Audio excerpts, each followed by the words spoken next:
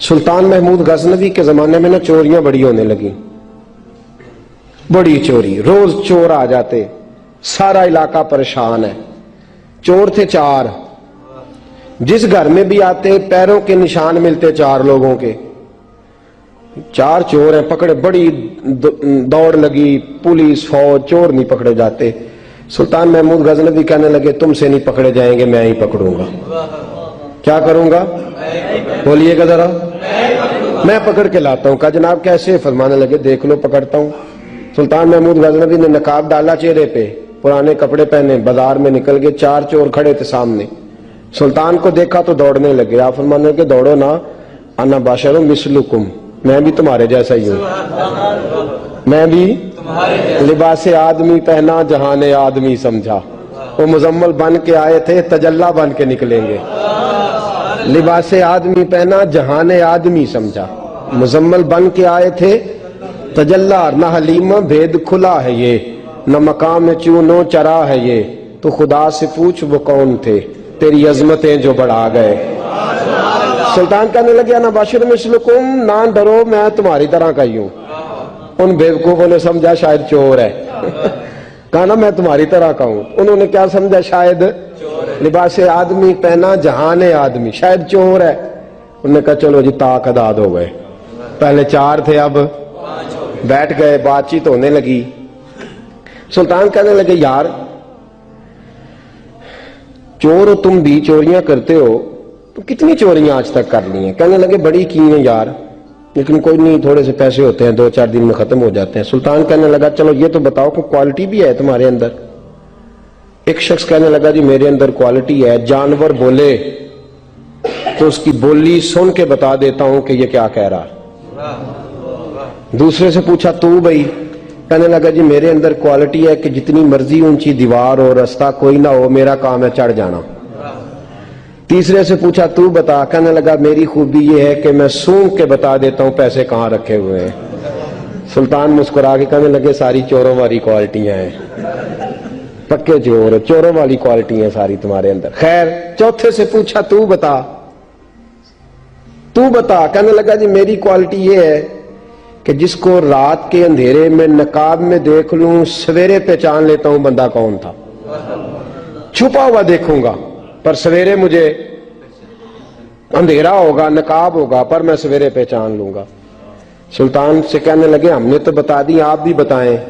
تو سلطان محمود کہنے لگے میری کوالٹی یہ ہے کہ بندہ پھانسی لگنے لگے میں داڑھی ہلاؤں تو پھانسی سے اتر جائے گا، پھانسی لگنے لگے میرا کام ہے داڑھی ہلانا اور بندہ پھانسی سے فارغ۔ نے کہا کیا بات ہے، پتے ایڈریس سب کے لے لیے۔ سلطان کہنے لگا یار تھک گئے، چوری ککھ دی ہوئی تو چوری لکھ دی ہوئی، تو آج بادشاہ کا گھر نہ لوٹے، روز تھوڑی تھوڑی کرتے ہیں تو بڑا ہاتھ مارتے ہیں، کچھ ہاتھ تو آئے نا۔ وہ کہنے لگے یار تو بڑا دلیر چور ہے، پہلے دن آیا اتنی دلیری۔ کہنے لگے چلو آج سلطان کا گھر لوٹتے ہیں۔ چلے محمود غزنوی کے گھر کی طرف، جب پہنچے نا دروازے پہ تو کتا بھونکنے لگا، جو کہتا تھا نا میں پہچان لیتا ہوں، وہ کہنے لگا کتا کہہ رہا ہے تمہارے اندر ایک بادشاہ بھی ہے، بادشاہ ہے۔ تو باقی 3 کہنے لگے عجیب بیوقوف ہے، ہم تو ایک جیسے ہیں سارے۔ انہوں نے کہا نہیں انا باشر مثلکم، تو پاگل ہے، آج تجھے غلطی لگ گئی۔ دیوار بڑی اونچی تھی، وہ جو کہتا تھا نا چڑھ جاتا ہوں وہ چڑھ گیا، رسا پھینکا باقی بھی چڑھ گئے، اور جو کہتا تھا سونگ کے بتا دیتا ہوں اس نے بتا دیا کہ اس کمرے میں خزانہ ہے۔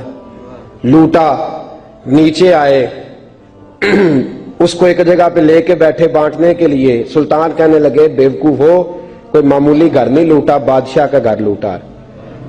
سویرے گلی گلی پولیس دوڑے گی، فوجی دوڑیں گے، ایک سوئی بھی پکڑی گئی تو پکڑے جائیں گے، خزانہ زمین میں دبا دو، بات ٹھنڈی ہوگی تو آ کے اس کو اکھیڑیں گے، بانٹ لیں گے۔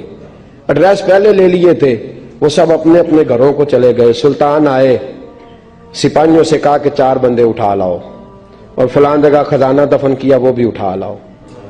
اب قاضی صاحب کی عدالت میں مقدمہ چلا، جرم ثابت ہو گیا، 4 کو سزائے موت ہو گئی۔ اب وہ 4 کہتے ہیں 4 تو ہم ہیں، 5واں کدھر گیا؟ 5واں کدھر ہے؟ انا باشر مثلکم، وہ کہتا تھا تمہاری طرح کہوں، وہ کدھر ہے؟ جس دن پھانسی لگنی تھی نا توجہ ہے آپ کی؟ جس دن پھانسی لگنی تھی محمود غزنوی نے کہا کہ پھانسی لگتے وقت پہلے مجھے ملا لینا. وہ جب جا رہے تھے نا وہاں پھانسی لگنے کے کمرے میں تو حکم تھا محمود کا. اب ان کو آئے لے کے چاروں محمود غزنوی کے پاس. تو رات کو تو نقاب میں دیکھا تھا, اندھیرے میں دیکھا تھا. وہ جو کہتا تھا نا پہچان لیتا ہوں, وہ آگے بڑھا کہنے لگا حضرت جی پھانسی لگنے لگی ہے, ذرا داڑھی تو ہلا دیں, مہربانی تو فرمائیں, لگنے لگی ہے پھانسی, مہربانی کریں, مرنے لگے ہیں. سلطان محمود کہنے لگے ان کو پھانسی, بس وہ داڑھی ہلی, پھانسی گئی. محمود غزنوی نے کہا چوری نہ کرو, دربار میں آ جاؤ, نوکری پہ بیٹھو, جو تنخواہ کہتے ہو دیتا ہوں, چوریاں چھوڑ دو. چوریاں بھی چھوڑ دی, بندے بھی بن گئے. محمود غزنوی نے بازو تھاما اور اپنے پیر حضرت ابو الحسن خرقانی کے پاس لے گئے, بیعت بھی کرایا, اللہ اللہ بھی سکھائی, ولی بھی بن گئے.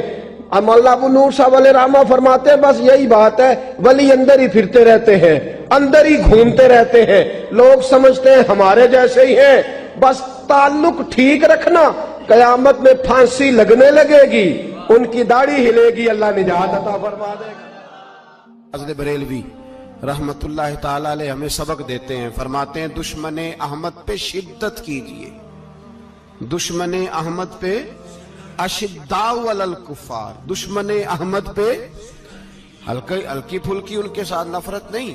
یہ قرآن مجید کا سبق ہے. دشمن احمد پہ شدت کیجئے, ملحدوں سے کیا مروت کیجئے. جو بے دین ہو جائے وہ مروت کے قابل. ہمارا عجیب معاملہ ہے, وہ ہمارے بچے کاٹتے ہیں, ہم کہتے ہیں نہیں بات بیٹھ کے کرنی چاہیے. وہ ہمارے ٹکڑے کر رہا ہے, خون پی رہا ہے, ہم کہتے ہیں نہیں ٹیبل ٹاک کرنی چاہیے, ہم نے بات کی ہے, سفیر کو بلایا تھا.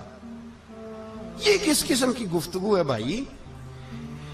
وہ تیرا خون پی رہا ہے, تو جواب میں کہہ رہا ہے نہیں نہیں وہ ہم نے بات کی ہے اقوام متحدہ میں, کل پرسوں بیٹھیں گے آپس میں گفتگو کریں گے, صحیح ہو جائے گا مسئلہ. اشداء علی الکفار, اہل ایمان مومن کی پہلی صفت اللہ نے یہ بیان فرمائی کہ وہ کافروں پر وہ سخت ہے. پہلی صفت یہ, من احب للہ و ابغض للہ و منع للہ و آتى للہ فقد استکمل الایمان او کما قال صلی اللہ علیہ وسلم. حضور نے فرمایا اگر اللہ کی رضا کے لیے محبت کرنا ایمان کا حصہ ہے تو بغض رکھنا بھی ایمان کا حصہ ہے. اللہ کی رضا کے لیے بغض رکھنا بھی, یہ جو جذبہ ہے نا کفر کے خلاف جذبہ, یہ ایمان کی بنیاد ہے. لوگ کہتے ہیں اسلام محبت سکھاتا ہے, اسلام, بھائی کون کہتا ہے اسلام نفرت سے؟ اسلام سکھاتا ہی محبت ہے, اسلام سکھاتا ہی. لیکن میرے بھائی یہ تو بتلاؤ نا صاحب کہ وہ جو جڑی بوٹی فصل کے ساتھ اگاتی ہے اس کا رنگ ہرا نہیں ہوتا, وہ چہچہاتی لہلہاتی نہیں, کاٹتے کیوں ہو پکڑ کے اسے, دوائی ڈال کے مارتے کیوں ہو؟ اس لیے کہ باقی فصل کو تباہ نہ کرے, باقی فصل کو نقصان. کافر پر جب تو سختی کرتا ہے تو اس کا مطلب یہ ہوتا ہے کہ وہ پھر دوبارہ ظلم نہیں کرتا, وہ زیادتی. ہماری کافر کے حق میں نرمی ہے. سعودی گورنمنٹ کا مراسلہ آیا, انہوں نے کہا جناب ہمیں شکوہ ہے پاکستانی حاجیوں سے کہ حجنے جب جاتی ہیں تو یہ برقع نہیں پہنتی, نقاب نہیں اوڑھتی. یہ باقاعدہ مراسلہ ان کی وزارت حج نے پاکستانی, مجھے چونکہ موقع ملتا رہتا ہے حج ٹریننگ پہ جانے کا تو ہمیں وہ پڑھاتے ہیں, کہتے ہیں جی یہ آپ دیکھ لیں. باقاعدہ مراسلہ آیا, بڑی کھل کے بات کر رہا ہوں ذمہ داری سے. یہ جناب پاکستان کی جو بیبیاں یہاں حج کرنے آتی ہیں وہ بازاروں میں بغیر نقاب کے پھرتی ہیں, وہ کھجوریں خریدنے چاہتی ہیں تو بغیر نقاب کے, خوشبو لینے جاتی ہیں تو بغیر نقاب کے, لہذا انہیں پردہ کراؤ. اگر کوئی بی بغیر پردے کے آئی, چلے ایام حج میں تو احرام کی حالت میں تو ہم قبول کر لیں گے, لیکن اگر اس کے علاوہ آئی تو ہو سکتا ہے ڈیبورٹ کر دی جائے. باقاعدہ مراسلہ. عام غریب ملک کی, پاکستان کی, انڈونیشیا کی, سوڈان کی بی بغیر پردے کے نہیں جا سکتی, پر ٹرمپ کی بی بغیر پردے کے سعودی عرب جا سکتی ہے. ہم تو چپ کر گئے ہو نا, ویڈیو میری پہ بندی ہے تو ہڈی نہیں, فکر نہ کریں, میں سچی بات کر رہا ہوں. سچی بات اور کھری کر رہا ہوں ذمہ داری سے. او بھائی اس کی بیوی پر کوئی پابندی نہیں, کوئی پابندی نہیں. وہاں تم نے تلواریں پکڑ کے رقص کر لیا, وہاں سب جائز تھا. اب تمہیں وہ کدھر گیا متوا جو بھاگ کے آتا ہے کہ گنبد کی طرف منہ نہ کرو؟ وہ کدھر گئے لوگ جو کہتے ہیں جناب دیکھو جی وہ مقدس پاک لوگ ہیں, خبردار ان کی بات نہ کرنا؟ کلیجہ روتا ہے, دل خون کے آنسو روتا ہے. اتنا بڑا حج کا اجتماع ہوا ہے, تمہیں کوئی توفیق نہیں تھی تو وہاں کہنا تھا اس کو, حج پڑھانے والے کو, خطبہ دینے والے کو کہ برما کے لیے دعائی کر دے. کہنا تھا اسے فلسطین کے لیے. بھائی میں جو رونا رو رہا ہوں ذمہ داری سے رو رہا ہوں. خدا را سمجھو, جب تم نے تمہاری اپنی بات آتی ہے تو 34 ملکوں کا اتحاد اکٹھا ہو جاتا ہے, اور جب امت کی بات آئے پھر کوئی پرواہ نہیں. میرے رسول پاک صلی اللہ علیہ وسلم نے جو دین دیا اس کی پہلی شرط یہ ہے اشداء علل, بولیے اشداء علل, کافر پر سختی کرنا پہلا حصہ ایمان کا. رحماء بینہم تو دوسرا نمبر ہے, یہ دوسرا ہے. تمہاری سختی صرف اس کے خلاف ہے جو تمہارے مفادات کو ٹھیس پہنچائے, جو تمہاری سنے نا. حضرت سیدنا فاروق اعظم رضی اللہ, میں تفصیل سے بات کروں گا اگلے جمعے جناب فاروق اعظم کے احوال پر. حضرت عمر فاروق رضی اللہ تعالیٰ عنہ بدر کے میدان میں جب نکلے نا, بدر میں, تو حضرت عمر سے حضور نے تجویز مانگی. فرمایا صف بندی کیسے کریں, کس طرح لڑنا ہے؟ جناب عمر فاروق رضی اللہ تعالیٰ عنہ کہنے لگے حضور یہ جتنے آئے ہیں نا کافر لڑنے, یہ کسی کا کوئی چاچا لگتا ہے, کسی کا کوئی ماموں لگتا ہے, کسی کا بھائی ہے, کسی کا بیٹا ہے, تو محبوبہ صف بندی کی کیا ضرورت ہے؟ جو میرے رشتہ دار ہے میرے حوالے کریں, میں گردنیں کاٹ کے آپ کو دیتا ہوں. جو ابو بکر کے رشتہ دار ہے وہ ابو بکر کے حوالے کریں, وہ گردن کاٹ کے دے. جو علی کا کچھ لگتا ہے وہ علی کے حوالے کریں. ہم دنیا کو بتائیں گے کہ اشداء علل کفار, اشداء علل, اس کے لیے ہمارے پاس سختی ہے, کوئی نرمی. وہ ہمارا سگا بھی ہو تو اس کے حق میں کوئی نرمی. حضرت عمر نے اپنے سگے ماموں کی گردن کاٹی بدر کے دن, سگے ماموں کی. حضرت ابو عبیدہ بن جراح, سنو, اسلام امن کا درس دیتا ہے, محبت کا درس دیتا ہے. بھائی اسلام ہی تو امن کا درس دیتا ہے, پر جڑی بوٹی کاٹنا بدامنی نہیں ہوتا. ظالم کا ہاتھ پکڑنا بدامنی, اور امن والے اور ہوتے ہیں بزدل, ان دونوں میں فرق ہوتا ہے. امن والا بننے کا کہا گیا ہے, بزدل بننے کا کہا. میرے نبی پاک نے جو بدر میں تلوار اٹھائی تھی, زرہ پہنی تھی, حضور علیہ السلام نے لوہے کی جیکٹ پہنی تھی, تو وہ بھی میرے رسول پاک نے امن کے لیے ہی پہنی تھی. میرے نبی پاک صلی اللہ علیہ وسلم نے احد کے دن جو ہتھیار اٹھائے تھے تو وہ بھی امن کے لیے اٹھائے تھے, وہ بھی امن کے لیے حضور نے ہتھیار اٹھایا تھا. ہتھیار اٹھانا بدامنی کی علامت نہیں ہوتا میرے بھائی, یاد رکھ. حضرت ابو عبیدہ بن جراح نے میدان بدر کے اندر جب جنگ کا طبل بجا, حالات بگڑے, جناب ابو عبیدہ بن جراح کہتے ہیں تاریخ نے ایک عجیب موڑ پہ مجھے لا کے کھڑا کیا. آپ فرماتے ہیں میرے لیے اللہ نے جو آزمائش رکھی وہ سب سے بڑی رکھی. فرمانے لگے جب میں میدان میں نکلا تو کافروں نے میرے سامنے جس کو لا کے کھڑا کیا وہ میرا سگا باپ تھا. اور فرماتے ہیں اب مشکل بن گئی. عشق تیاگ دوویں ایک برابر, تے عشق دا سیک ودھیرا, اگ تے ساڑے ککھ تے کانے, تے عشق ساڑے تن میرا, تے اگ دا دارو می تے پانی, کوئی دسے ہیں عشق دا دارو کیڑا, بلے شاہ تھے کچھ بھی نہیں بچدا جتھے عشق ہوراں دا ڈیرا. فرمانے لگے اب میرے لیے سامنے باپ, ادھر بیٹا. اب فرماتے ہیں دو رستے تھے, باپ بچاؤں یا رسول اللہ کا دین بچاؤں. ایک منٹ تھا فیصلہ کرنے کے لیے کہ ابا بچے گا یا دین بچے گا, کفر بچے گا یا اسلام بچے گا. فرماتے ہیں میں نے منٹ پورا نہیں سوچا, میں نے تلوار اٹھائی, باپ کی گردن کاٹ کے گرائی اور رسول اللہ کا دین بچا لیا. باپ کی گردن کٹ کے گری اور نبی پاک کا دین بچ گیا, بچا لیا رسول اللہ کا دین. حضرت عمر نے ماموں کو مارا. حضرت مصعب ابن عمیر کہتے ہیں تاریخ مجھے بھی لا کے کھڑا کرتی ہے بدر کے میدان میں, تو کفر کا لبادہ اوڑھ کے جب سامنے آیا تو وہ میرا سگا بھائی تھا. سگا بھائی, ہزاروں قومیں وجود میں آئیں, दहर में खुश्क तर के रिश्ते से, पर हमने बुनियाद दोस्ती रखी याद खैरुल बशर के रिश्ते से। सगा भाई कुफर का नुमाइंदा बन के सामने खड़ा हुआ। मुझे इकट्ठे खेलना भी याद था, मुझे एक बर्तन में रोटी खाना भी याद था, एक माँ से लोरियां सुनना भी याद था। फरमाते हैं ये सारा कुछ याद था, पर इस्लाम के हक में दिया हुआ खुतबा जो मोहम्मद अरबी ने दिया था वो भी मुझे याद था।